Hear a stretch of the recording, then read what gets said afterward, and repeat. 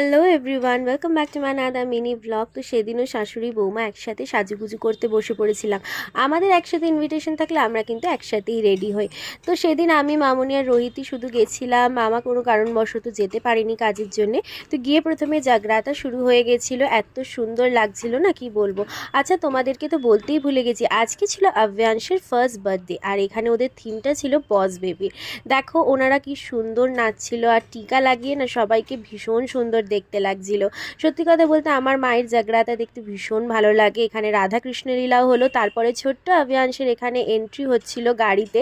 ওকে ভীষণ কিউট দেখতে লাগছিল। তারপরে ওদের পুরো ফ্যামিলি মিলে স্টেজে একসাথে ওর কেক কাটিং করছিল। সত্যি ওকে খুব মিষ্টি লাগছিল, ওর জন্য খুব ভালো থাকে, খুব সুস্থ থাকে। তারপর আমরা হালকা পাতলা সবাই ডিনার করে বেরিয়ে পড়েছিলাম। প্রথমে মামনিকে ড্রপ করলাম, তারপরে আমি আর রোহিতও ফিরলাম বাড়ি। আর ভিডিওটা ভালো লাগলে চ্যানেলটা সাবস্ক্রাইব করো, লাইক করো, শেয়ার করো।